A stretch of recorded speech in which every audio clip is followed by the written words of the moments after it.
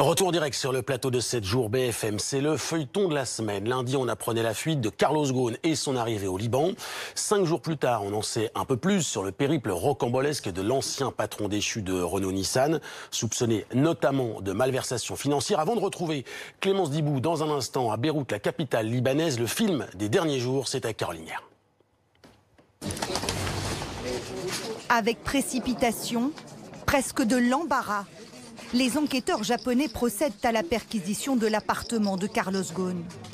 C'est ici, en attendant son procès, que l'ancien patron de Nissan était assigné à résidence dans des conditions très strictes. Comment a-t-il pu, sans accès à Internet, organiser sa fuite à l'insu même de ses propres avocats? Bien sûr, ce qu'il a fait est impardonnable parce que ça va à l'encontre de ses conditions de liberté sous caution. Au regard de la loi japonaise, il s'agit d'une trahison ou d'une violation. Bien que normalement, il n'aurait pas dû faire ça, je peux comprendre ce qu'il a pu ressentir. Mais la question reste surtout, comment a-t-il fait son coup? Le scénario de son évasion est digne d'un thriller hollywoodien. Il y a des hypothèses, des conjectures, des supputations, mais on ne sait pas, on n'a pas la preuve formelle qu'il soit sorti caché dans une malle, comme certains ont pu évoquer, ou un étui à contrebasse, ce qui serait terriblement romanesque. Des spécialistes de l'exfiltration disent que dans ce genre de cas de figure, on fait appel à un sosie qui trompe les images vidéo pendant que la personne que l'on veut exfiltrer s'enfuit en profitant de cette diversion. Mais on ne sait pas, et on ne saura sans doute pas avant que Carlos Ghosn décide de le révéler, dans quelles conditions effectivement il a pu quitter son appartement qui était placé sous surveillance. Dimanche 29 décembre vers midi, les caméras de vidéosurveillance captent les dernières images de Carlos Ghosn. Selon la NHK, la télévision japonaise, on voit sortir seul de sa résidence un homme lui ressemblant en tout point. Le lendemain, à 500 km de là, Carlos Ghosn embarque dans ce jet privé à l'aéroport d'Osaka, direction Istanbul.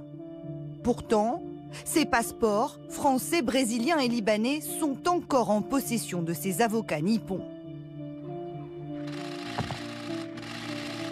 7 personnes sont soupçonnées de l'avoir aidé dans sa fuite, dont ses 4 pilotes, arrêtés par la police turque. Son escale a été de courte durée. 45 minutes plus tard, Carlos Ghosn embarque dans cet autre jet luxueux, dont l'intérieur ressemble à celui-ci. Utilisé lui aussi illégalement, selon la compagnie turque MNG, qui détient les 2 appareils. L'ancien patron de Nissan atterrit finalement 1 heure plus tard, en milieu d'après-midi, ce 30 décembre à Beyrouth. Et c'est le plus légalement du monde, avec sa carte d'identité libanaise, qu'il entre sur le territoire. J'ai le sentiment qu'il est à la fois soulagé, combatif, très impatient de pouvoir s'expliquer. Je crois qu'il est impatient de s'expliquer en toute transparence à l'ensemble des questions et de répondre à l'ensemble des questions qui pourront lui être posées. Carlos Ghosn devrait prendre publiquement la parole d'ici quelques jours. Mais dans un communiqué, il a déjà souhaité disculper son épouse. Les allégations dans les médias selon lesquelles mon épouse Carole et d'autres membres de ma famille auraient joué un rôle dans mon départ du Japon sont fausses et mensongères. C'est moi seul qui ai organisé mon départ. Ma famille n'a joué aucun rôle. L'ancien PDG de l'alliance Renault-Nissan aurait eu recours à une aide extérieure. On parle d'une officine privée, d'une société militaire spécialisée, ces entreprises qui pratiquent l'exfiltration, moyennant des honoraires assez conséquents. Mais à ce jour, on ne sait pas quelle est cette entreprise et si même il a eu recours à ce type d'entreprise. Pour ce départ illégal du Japon, Interpol a émis un mandat d'arrêt international. Carlos Ghosn devrait donc être rapidement convoqué par la justice libanaise. Mais l'homme d'affaires paraît hors de danger. Il n'existe pas d'accord d'extradition avec le Japon. Dans l'ensemble des cas, le Liban n'extrade pas ses propres nationaux. D'abord parce qu'il peut les juger lui-même, mais la fraude à la loi fiscale étrangère n'est pas passible de poursuite à l'intérieur d'un territoire libanais. Depuis son arrivée, un seul cliché pris le 31 décembre au soir a été diffusé dans la presse.